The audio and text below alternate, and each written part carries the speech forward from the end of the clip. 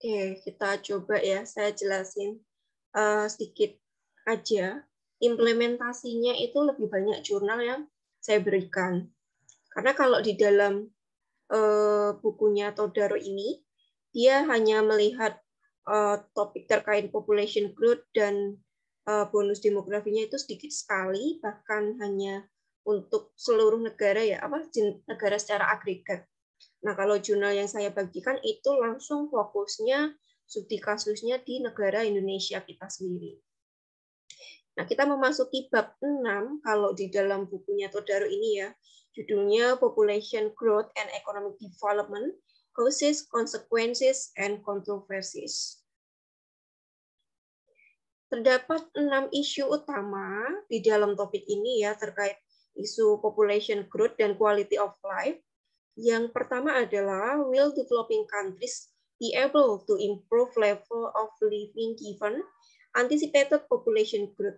Apakah negara berkembang ini mampu untuk meningkatkan level tingkat kehidupan ataupun kesejahteraan masyarakatnya untuk mengantisipasi adanya tingkat pertumbuhan populasi yang begitu tinggi?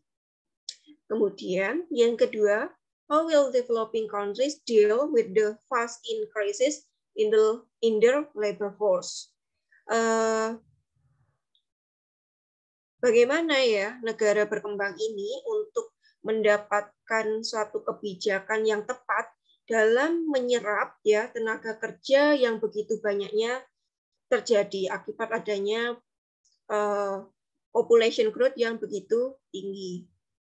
Yang ketiga, how will higher population growth rates affect poverty? Apakah bagaimana di sini ya alurnya atau interaksinya tingkat pertumbuhan populasi yang begitu tinggi ini mempengaruhi juga tingkat kemiskinan? Ini benar nggak populasi growth ini juga mempengaruhi kemiskinan di developing maupun developed countries? Selanjutnya, yang keempat adalah, will developing countries be able to extend the coverage and improve the quality of health care and education in the face of rapid population growth? Nah, di negara berkembang, apakah mampu nih untuk meningkatkan atau mengimprove ya kualitas tingkat kesehatan maupun pendidikannya yang diiringi dengan tingkat pertumbuhan populasi yang begitu tinggi atau begitu cepat?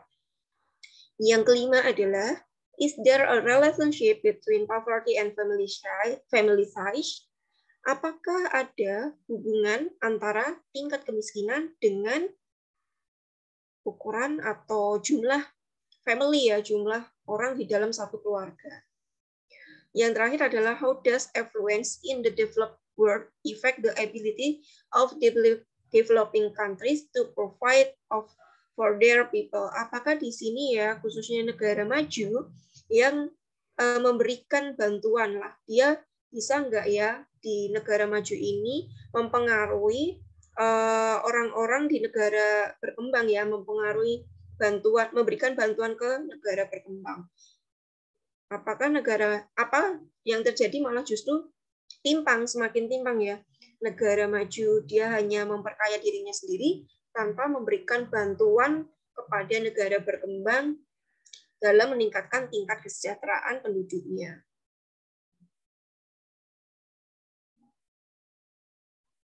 Kalau kita lihat di sini ya, estimated world population growth di sini datanya dari Population Reference Bureau, statistik populasi dunia ya. Dia di World Population Dataset.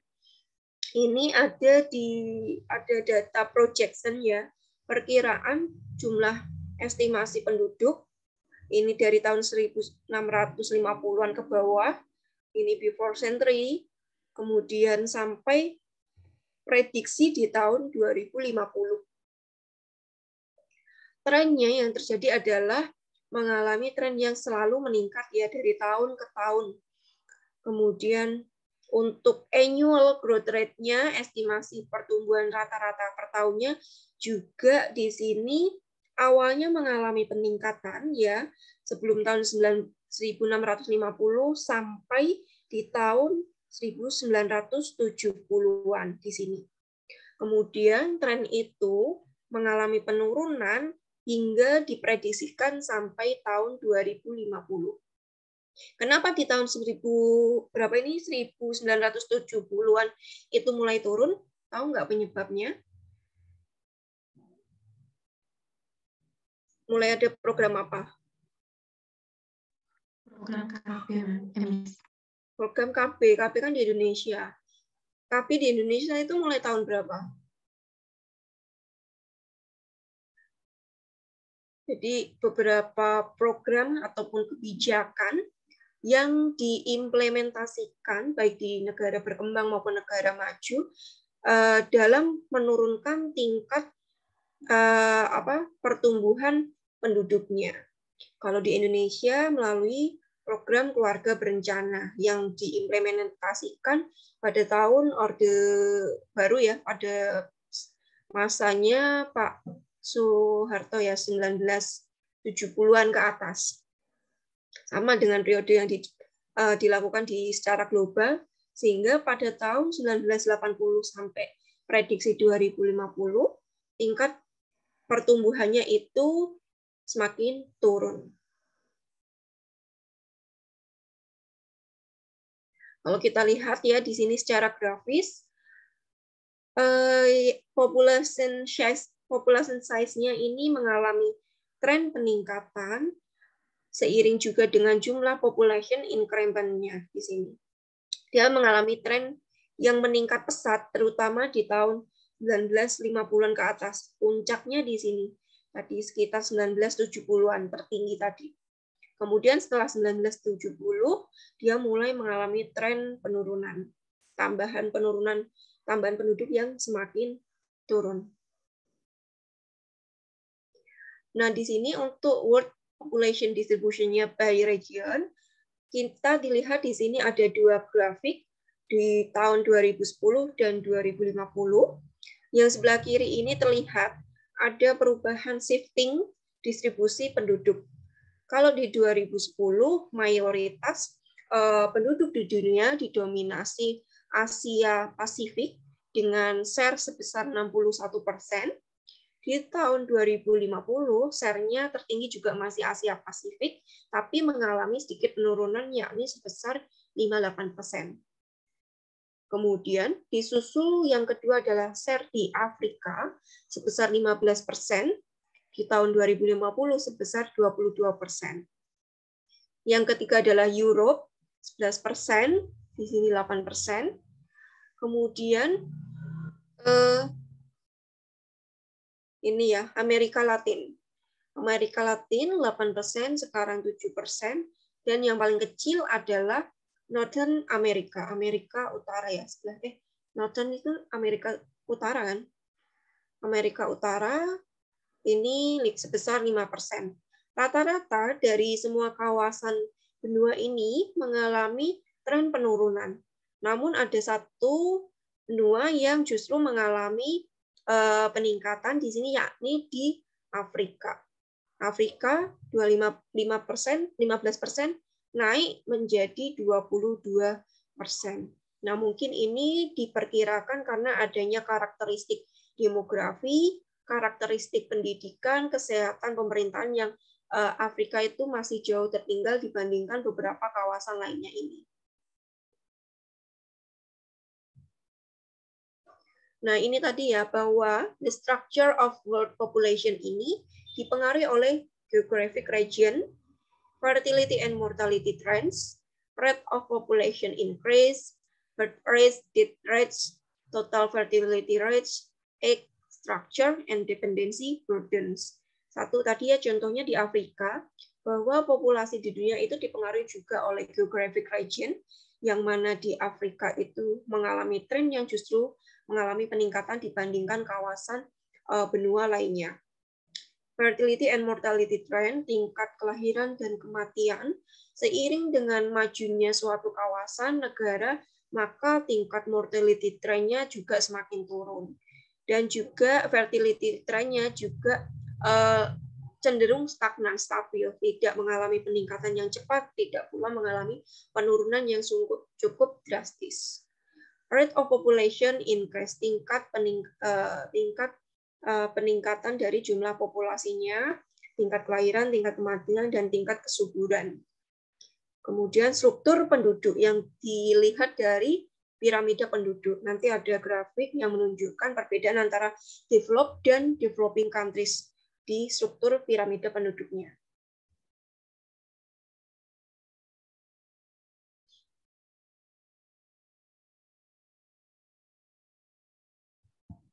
Di sini terlihat ya bahwa fertility rate, tingkat kesuburan di beberapa negara yang masuknya ini developing country semua ya.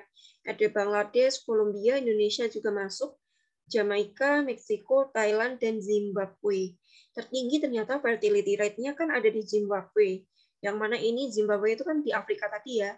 Sehingga ini terbukti yang mana bahwa kawasan Afrika itu jumlah populasinya diperkirakan akan meningkat ya karena tingkat fertility rate-nya yang begitu tinggi dibandingkan dengan negara yang serupa. Dalam hal ini ada Bangladesh, Kolombia, dan sebagainya dengan tingkat atau kategori yang sama, developing countries.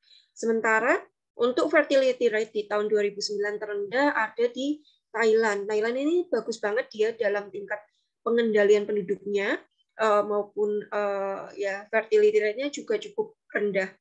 Kalau Indonesia dia di kisaran 2,4 hampir sama dengan Jamaika ya, tidak jauh beda dengan Kolombia dan juga Bangladesh.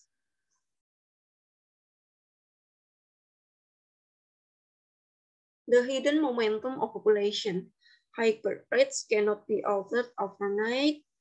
Egg structure of developing countries. Sebentar ini. Nah, di sini piramida penduduk yang saya sampaikan bahwa population pyramids ini antara negara maju dan negara berkembang itu berbeda bentuknya. Yang sebelah kiri ini adalah contoh bentuk piramida yang terjadi di negara maju. Dia bentuknya itu lebih cenderung langsing ya dibandingkan di developing country yang cenderung gemuk ke bawah. Dia melebar ke bawah.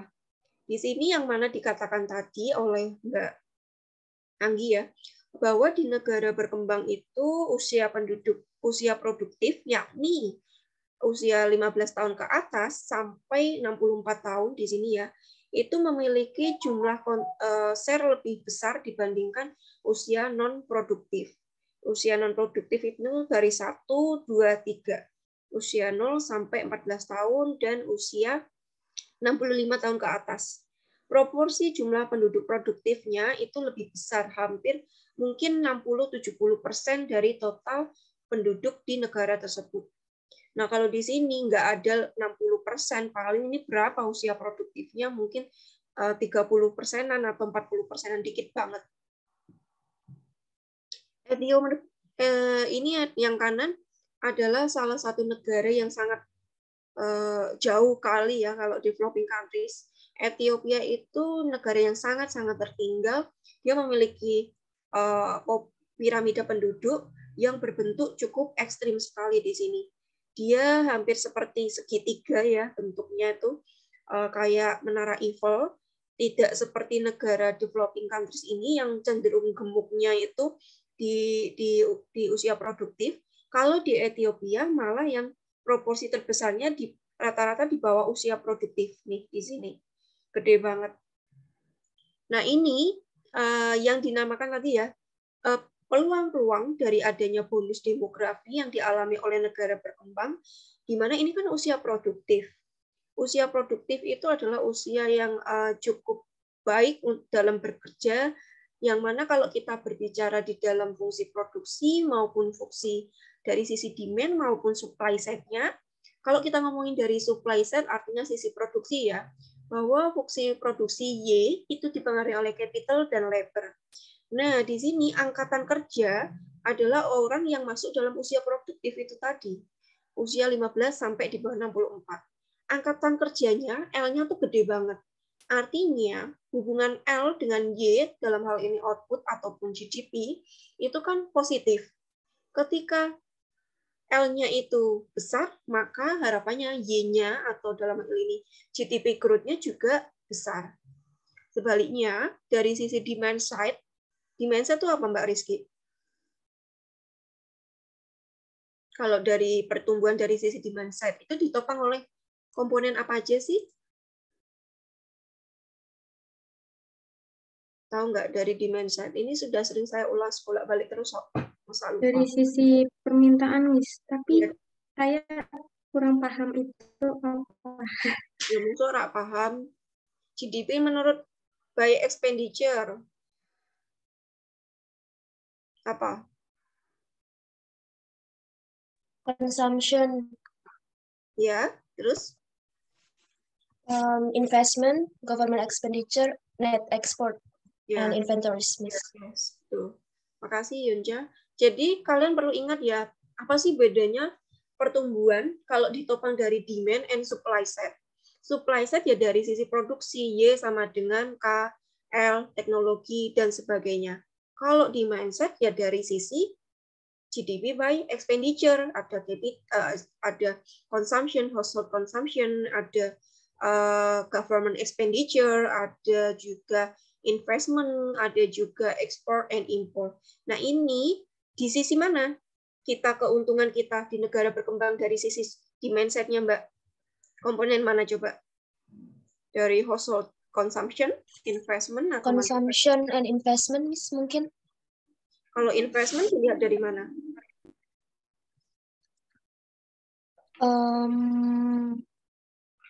Oh, kalau seperti itu mungkin consumption, Miss.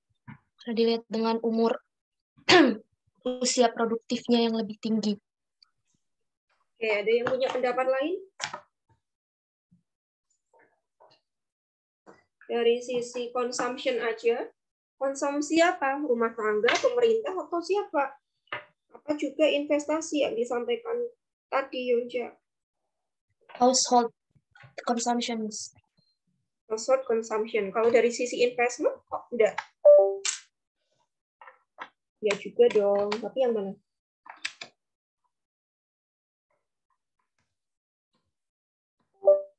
Ada yang bisa tahu jawabannya?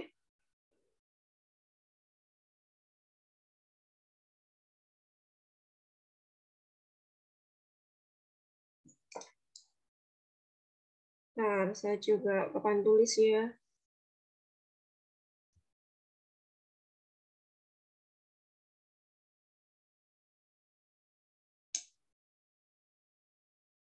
Jadi kan kalau dari supply, itu kan kita lihat dari Y sama dengan fungsi dari capital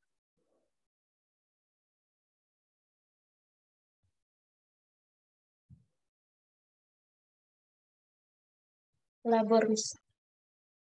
Saya bentar, tak geserin. Y dipengaruhi oleh capital, labor, kemudian ada teknologi, dan semacamnya. Nah, di sini labor itu mempunyai L, mempunyai hubungan positif kan dengan Y-nya. Artinya ketika L-nya meningkat, maka Y-nya dalam hal ini adalah GDP growth juga akan meningkat. Kemudian kalau dari demand side, itu kan output Y dipengaruhi oleh Consumption, ya investment, IG, government expenditure, net export. Yes. Ini kan. Nah, berarti kita masuknya di mana? Labor itu masuk di angkatan kerja masuk di mana? Mempengaruhi di mana nih? C-nya, I-nya, atau G, atau ekspor, atau impor?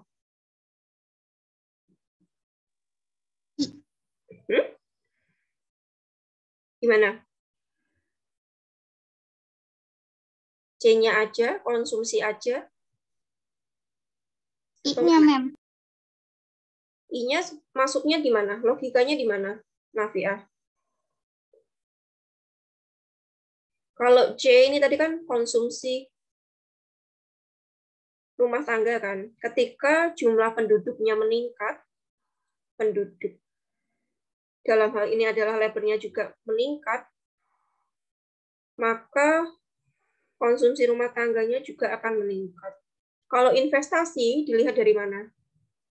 Penduduknya meningkat, maka akan mempengaruhi tiba-tiba ke investment gitu. Hah?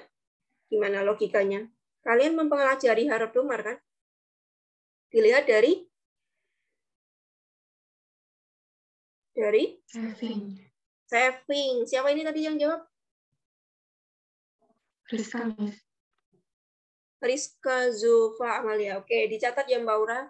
Dari savingnya, kalian kan ingat ya, delta K sama dengan investment sama dengan saving kan. Ini itu dia mempunyai hubungan equal seperti ini. Ketika investmentnya naik, kalau balik ya tadi logikanya savingnya naik, yang dilihat dari jumlah tabungan.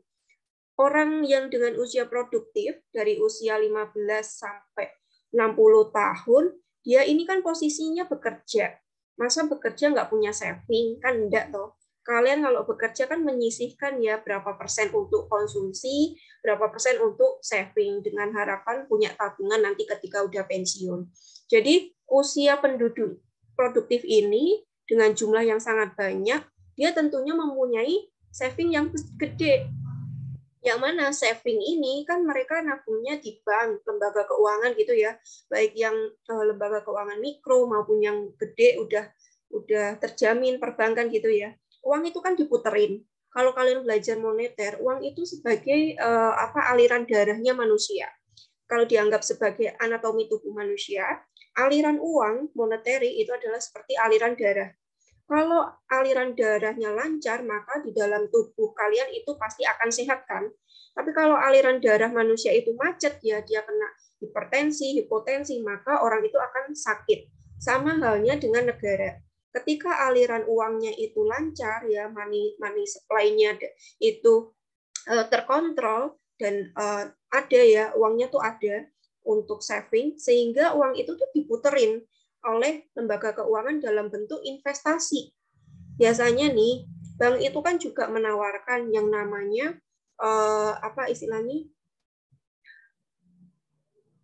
sertifikat ya, namanya kok sertifikat. Ini loh yang kayak mengeluarkan berjangka, tabungan berjangka, lupa saya. Kayak SBI, surat berharga. Jadi perbankan itu juga dia mengeluarkan namanya surat berharga yang dijual ke masyarakat. Jadi penduduk bisa membeli surat berharga itu dengan tenor biasanya berapa tahun, dengan tingkat suku bunga yang jauh lebih tinggi biasanya dibanding deposito. Tingkat bunganya gede banget. Nah, sekarang misalkan pemerintah lagi ngeluarin SBI, surat berharga suku ya misalkan. Nah, dengan tawaran bunga misalkan 8%, yang mana itu kalau sekarang sih nggak mungkin ya 8%, mungkin kisaran 5%. Nah, dengan tingkat suku bunga yang tabungan mungkin hanya 3%, tingkat suku bunga deposito hanya mungkin 4%, dia pasti menawarkan tingkat suku bunga yang jauh menggiurkan di atas deposito. Nah, ini uang yang di-saving oleh masyarakat dalam bentuk surat berharga itu akan diputarkan bank dalam bentuk investasi yang bisa mendorong infrastruktur, pembangunan infrastruktur, dan pembangunan fasilitas publik lainnya. Kalau pemerintah ya lewat biasanya Kemenkyu itu rutin sekali dia mengeluarkan sukuk dan sebagainya, dia uangnya itu diputerin. Nah, uang yang diserap oleh masyarakat itu nanti dikembalikan dalam bentuk pembangunan jalan, infrastruktur, jembatan, dan sebagainya. Nah, pemerintah wajib balikin uang yang dikasih pinjaman oleh masyarakat beserta bunga yang dia janjikan. Seperti itu loh. Jadi logikanya kalian paham? Kenapa? Seiring dengan jumlah penduduk khususnya di usia produktif yang semakin besar, ini menguntungkan dari sisi demand maupun supply side. Kalau dari sisi demand, logikanya seperti tadi ya. Artinya penduduk yang produktif itu dia mempunyai tabungan yang berlebih, yang cukup besar, yang mana ini bisa diputerin dalam bentuk investasi untuk pembangunan infrastruktur dan sebagainya, Sehingga ini bisa mendorong pertumbuhan ekonominya juga akan meningkat. Nah, masalahnya berhasil nggak kita nangkep peluang itu? Yang selanjutnya itu, berhasil nggak Indonesia sebagai negara yang memiliki potensi bonus demografi itu menangkap peluang yang ada?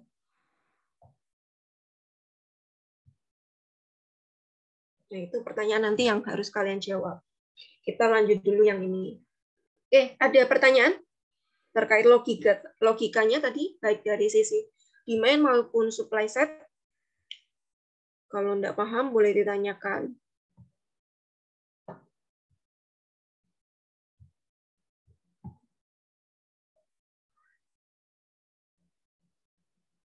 Kemudian di dalam topik ini kita juga mempelajari adanya demographic transition atau transisi demografi. Ada 3 tahap. Stage 1 itu dengan high birth rate and death rates. Stage 2 itu continue high birth rate but declining death rates. Kemudian yang stage 3 falling birth rates and death rates eventually stabilizing. Kalau kita gambarkan bentuknya seperti ini. Tahap pertama adalah tingkat yang mana kelahiran maupun kematiannya cukup tinggi. Di sini tingkat kelahiran itu di kisaran 35-an ya. 35 bayi kelahiran per 1.000 penduduk. Yang dengan tingkat kematian sekitar 30 orang dari 1.000 penduduk. Di sini tingkat pertama itu adalah tingkat di mana suatu negara yang banyak dialami oleh negara yang miskin, negara berkembang juga. Nah, negara maju awalnya juga melewati fase ini. Dengan tingkat kematian yang tinggi, tingkat kelahiran juga tinggi pula. Kenapa? Karena pada masa itu tingkat teknologi, kesehatan, pendidikan itu masih kurang banget ya. Jadi orang itu ya udah bikin anak sebanyak-banyaknya tapi tidak memikirkan nutrisi, gizi buat anaknya itu. Alhasil banyaknya tingkat kematian balita khususnya, biasanya banyaknya tingkat kematian. Tahap kedua yang terjadi adalah tingkat kelahiran ini masih tinggi sama dengan sebelumnya ya, kisaran 35, tapi tingkat kematian itu mulai turun. Tingkat kematiannya itu mulai decline, mulai turun di sini. Nah, ini pada fase tahap kedua itu adalah pada fase modernisasi. Ketika negara itu mulai masuk ya teknologi-teknologi, kemudian industri sudah mulai masuk revolusi industri ya di sini. Modernisasi sudah mulai muncul, maka yang terjadi adalah tingkat kematian yang turun, ya teknologi kesehatan makin canggih kayak gitu, tapi tingkat kelahirannya masih cukup tinggi. Fase yang ketiga adalah ketika keduanya ya, baik tingkat kematian maupun kelahiran itu mulai turun dan bahkan stabil ya, nanti akan stabil di tingkat kisaran 10 sini. Nah, ini fase di mana mulai modernisasi, kemudian revolusi industri itu mulai baik. Artinya di sini dengan adanya manufacturing, kemudian sektor jasa yang begitu pesat, maka tingkat kematian bayi maupun ibunya itu bisa ditekan, diiringi dengan kesehatan yang semakin baik, sehingga tingkat kelahiran itu yang berhasil untuk selamat itu makin banyak. Ini biasanya dialami oleh fase pada negara yang sudah developed countries. Kalau kita biasanya umumnya masih di sini, di tahap kedua. Tingkat kelahiran masih tinggi, kematian mulai turun, tapi belum pada tahap ke sini. Khusus di negara developing countries tuh masih jarang masuk ke stage 3.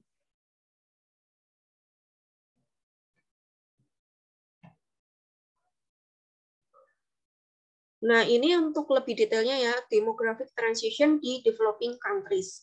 Ada 2 case di sini ya, case A dan case B. Stage 1-nya itu sama seperti tadi ya ceritanya, tingkat kelahiran dan kematian yang cukup tinggi. Stage 2-nya kalau yang B ini sama dengan sebelumnya ya, tingkat kelahiran yang tinggi, diiringi dengan tingkat kematian yang mulai turun. Ini ceritanya sama kalau case B ya. Kemudian tahap ketiganya kalau case B, tingkat kelahirannya mulai turun, kemudian tingkat kematiannya mulai stagnan, stabil. Kalau case A ini juga sama, tapi dia lebih dalam. Tahap 2-nya tingkat kelahiran masih tinggi, tapi tingkat kematiannya ini jauh lebih turun, lebih dalam dibandingkan case B. Sama juga yang tahap ketiga, case A ini, tingkat penurunan kelahiran dan kematiannya itu jauh lebih rendah dibandingkan case B. Nah, ini mungkin ya, di case A dan case B ini adalah tergantung dari jenis negara tersebut, kategori developing countries-nya, maupun kebijakan dan pemerintahannya. Jadi kan kalau berbicara developing countries adalah negara dengan pendapatan per kapita sekian sampai sekian. Nah, mungkin bisa jadi kita masuk di ranah yang case A, yang mana berhasil bisa menurunkan tingkat kelahiran maupun kematiannya yang jauh lebih dalam dibandingkan case B yang masih sangat rendah. Dibandingkan misalkan di negara kawasan Afrika misalkan tadi ya, yang mana dia masih cukup tinggi. Nah, ini yang terkenal ya, adanya teori Malthusian, the Malthusian population trap, ya. The idea that rising population and diminishing return to fixed factor result in low level of living population trap. Jadi Malthusian ini, beliau yang mengenalkan bahwa tingkat pertumbuhan populasi atau penduduk itu diibaratkan seperti deret ukur ya. Sementara tingkat pertumbuhan dari kesediaan atau supply dari SDA, sumber daya alam, itu seperti deret hitung. Artinya di sini dia mengatakan bahwa supply dari bahan makanan, sumber daya alam itu terbatas sekali, tidak bisa mengimbangi kecepatan dari pertumbuhan penduduk yang begitu pesat. Ibaratnya ya, population growth itu seperti geometrik, deret geometrik, tapi kalau yang supply dari SDA itu seperti deret aritmatika, yang jauh lebih lambat dibandingkan deret geometrik. Ini halnya juga sama. Dia menggambarkan bahwa population growth rate, tingkat pertumbuhan populasi penduduk itu jauh lebih tinggi dibandingkan dari total income growth rate-nya. Jadi makanya banyak sekali ya penduduk kita itu yang mungkin bekerja di bawah tingkat pendapatan yang layak, seperti UMR ya. Ya karena saking banyaknya supply labor-nya begitu banyak, sementara jumlah sektor-sektor serapan tenaga kerja terbatas. Makanya mau tak mau masih ada orang yang mau bekerja di bawah tingkat upah minimum regional maupun provinsi. Ya mau gimana lagi? Nggak ada sektor yang bisa menyerap mereka. Ya kerja ala kadarnya. Kalau memang mereka tidak punya skill, nggak punya pendidikan yang bagus, alhasil mereka akan mendapatkan tingkat pendapatan yang di bawah layak ya. Dalam hal ini adalah UMR. Sama halnya di sini kan. Terlihat di sini dari poin S sampai T ini dikatakan sebagai the Malthusian population trap, yang mana tingkat pertumbuhan populasi penduduknya jauh lebih cepat, jauh lebih tinggi dibandingkan total income growth rate-nya, tingkat kenaikan pertumbuhan pendapatan. Kalau dia berhasil nurunin penduduknya, sehingga pada melewati fase T ini ya, maka penduduk tersebut bisa dikatakan sudah masuk fase sejahtera, yang mana pertumbuhan penduduk lebih rendah dibandingkan pertumbuhan pendapatannya. Nah, fase ini juga terjadi pada negara maju. Untuk negara berkembang, itu umumnya di fase ini. S sama T. Awalnya seperti ini ya bentuknya. Tingkat pendapatan lebih besar daripada tingkat pertumbuhan penduduknya. Tapi lama-kelamaan ternyata pertumbuhan populasi itu lebih tinggi dibandingkan pertumbuhan pendapatannya. Kemudian dengan adanya kebijakan, program-program untuk menurunkan populasi, maka negara tersebut berhasil menurunkan populasi rate-nya dibandingkan income rate-nya. Oke, ada pertanyaan sejauh ini?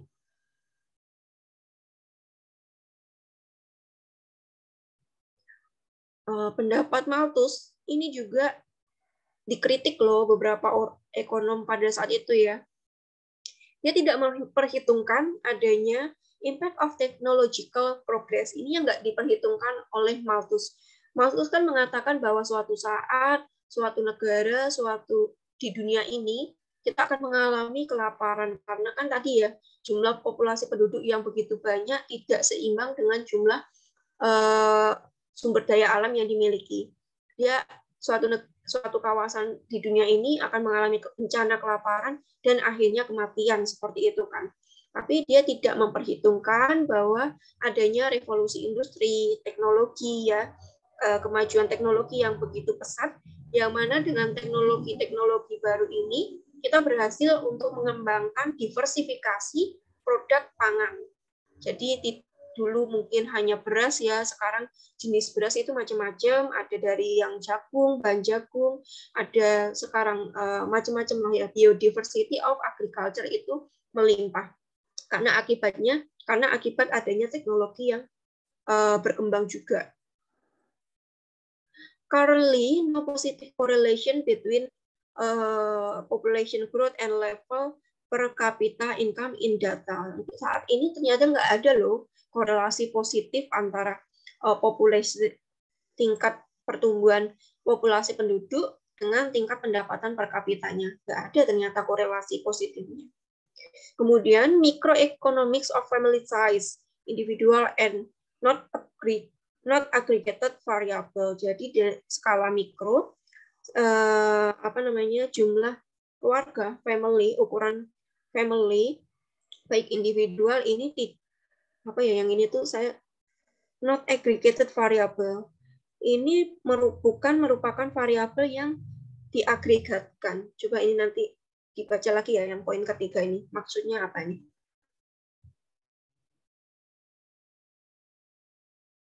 Nah, ini ya, how technological and social progress allow nation to avoid population creep. Tadi kalau di dalam Malthus kan dia tidak memasukkan ya efek teknologi, sehingga yang terjadi adalah population growth-nya kan lebih tinggi ya, lebih tinggi dibandingkan total income growth rate. Tapi ketika negara itu berhasil menggunakan teknologi yang sudah terkini, yang canggih ya, bisa memproduksi padi lebih banyak dengan teknologi traktor dan mungkin alat penyemprotan yang lebih canggih ya, pupuk yang lebih bagus. Di sini ternyata population growth rate-nya itu bisa ditekan dan juga total income growth rate-nya juga bisa lebih tinggi dibandingkan population growth rate. Jadi hipotesis dari Malthus itu bisa terbantahkan akibat adanya teknologi, masuknya teknologi. Jadi untuk pandangan pesimis ya, pandangan pesimis Malthus bahwa kemiskinan itu akan terjadi, kelaparan itu akan terjadi, bisa ditekan apabila negara tersebut mampu mengimplementasikan teknologi yang semakin baik pula.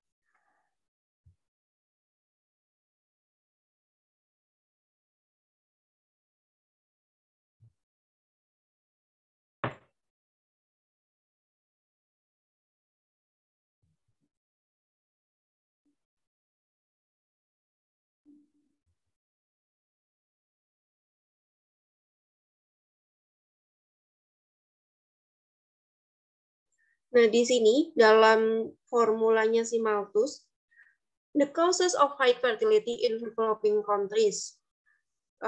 Apa sih faktor-faktor yang menyebabkan tingginya tingkat fertilitas, kesuburan di negara berkembang? Jadi di sini adalah demand for surviving children, permintaan ya untuk jumlah anak yang masih berhasil survive atau hidup ya. Demand for children dipengaruhi oleh Y, level of household income, dipengaruhi oleh PC, net price of children. Maksudnya net price of children itu adalah mungkin biaya yang dikeluarkan oleh parents, orang tua itu untuk menghidupi, dalam artian apa ya? mencukupi seorang anak mulai dari biaya kelahiran sampai dia mencapai usia layak untuk kerja. Jadi dikatakan di sini adalah sebagai price of children, biaya-biaya yang dikeluarkan parents, orang tua, untuk membiayai hidup seorang anak.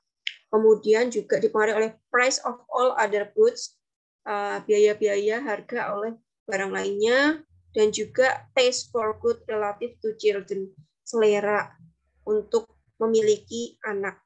Ini umumnya kalau negara berkembang kan, Indonesia kan punya kayak gini ya, banyak anak, banyak rezeki. Nah, itu masuk dalam faktor taste ini.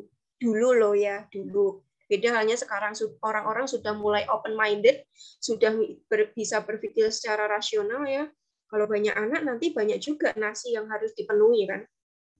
Kalau nggak punya duit, mau dikasih makan apa, kayak gitu. Bahkan sekarang ada konsep ya, istilahnya ada suatu style yang namanya child free ya, bukan kebiasaan ya, suatu pandangan bahwa orang-orang zaman sekarang itu memiliki pandangan untuk lebih baik hanya untuk menikah tapi tidak untuk memiliki anak. Nah, asumsi pandangan seperti itu sudah muncul di banyak negara maju.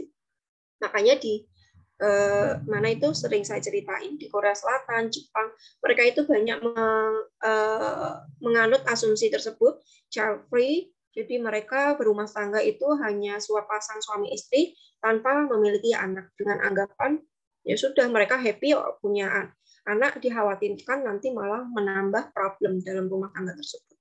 Ini sama halnya dalam fungsi permintaan ya, fungsi permintaan mikro ya, kalau kalian pelajari bahwa permintaan dipengaruhi oleh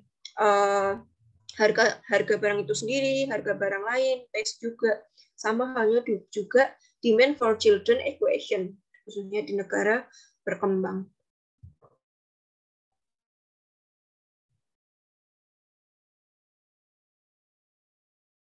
CD per delta Y, CD per delta Y. Di sini kan untuk menghitung bahwa output per input.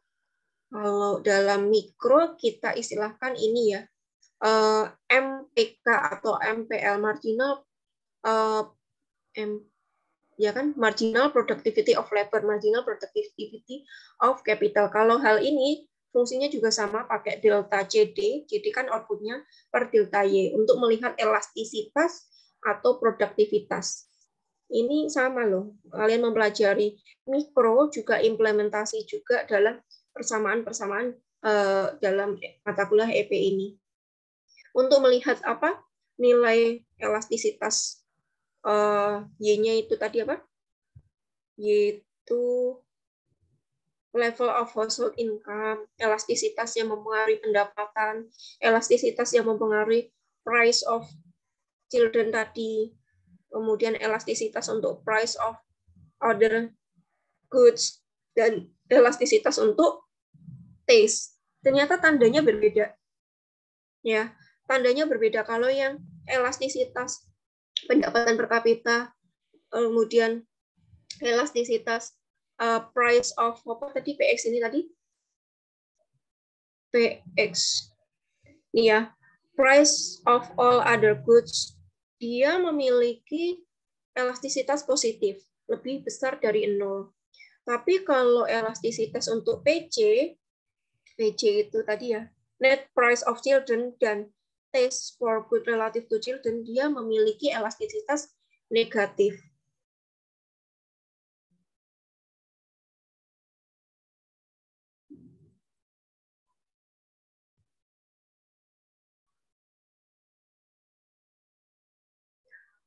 Implication fertility lower, tingkat kesuburan itu akan turun jika lebih rendah jika price woman education, role and status. Ya, tingkat kelahiran, tingkat kesuburan itu akan turun apabila seorang wanita perempuan itu tingkat pendidikannya jauh lebih baik, peran dan statusnya. Makanya di dalam SDGs maka ini dimasukkan untuk apa? Gender equality, kesetaraan gender.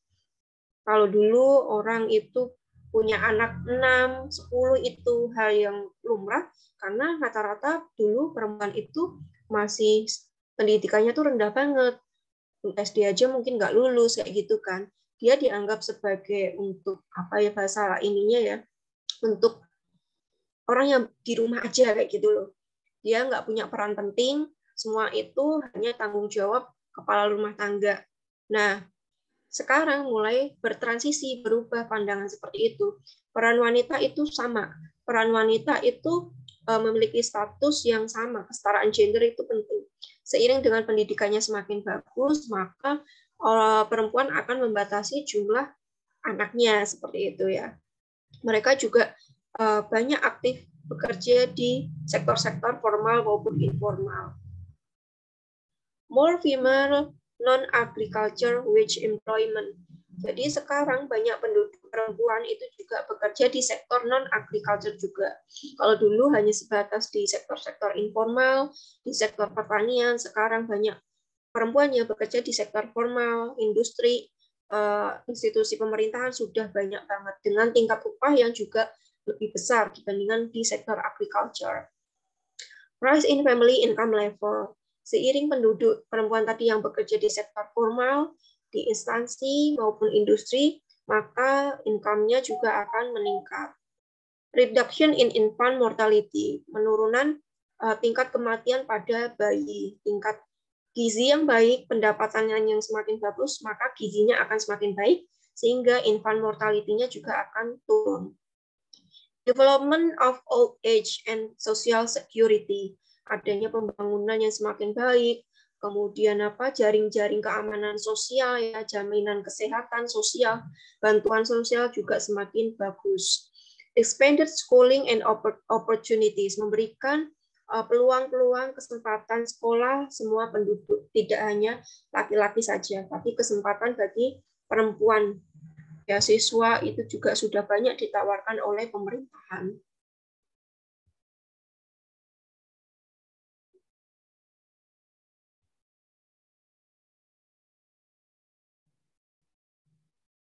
Population growth is not a real problem. Pertumbuhan populasi itu sebenarnya bukan masalah utamanya.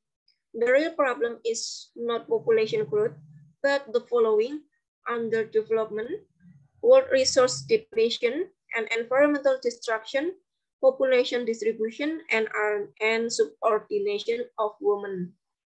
Jadi di sini intinya sebenarnya bukan masalah pertumbuhan populasi penduduknya yang cepat, tapi bagaimana suatu negara itu mampu meningkatkan level pembangunannya, kemudian bagaimana dia menempatkan ya ketika pembangunan yang begitu besar tanpa merusak lingkungan. Biasanya kan kalau negara miskin, negara berkembang, untuk mendorong pertumbuhannya, dia industrinya bersifat ekstraktif.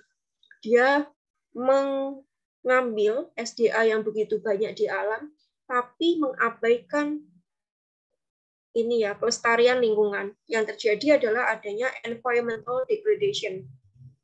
Lalu di dalam teorinya ada EKJ, Environmental Kuznets Curve itu ada. Nah, pada awalnya ya itu kerusakan lingkungan akan semakin meningkat seiring dengan pertumbuhan GDP. Tapi kalau sudah memasuki turning point, yang mana negara itu sudah masuk fase negara maju, maka environmental degradation itu bisa diturunkan seiring dengan peningkatan GDP-nya. Yang ketiga adalah population distribusi penduduk yang tidak merata, mungkin hanya terpusat di perkotaan saja, di Jawa sentris kayak gitu ya. Di pulau luar Jawa itu masih sangat jarang. Kemudian subordination of women ya, peran serta dari perempuan itu sendiri.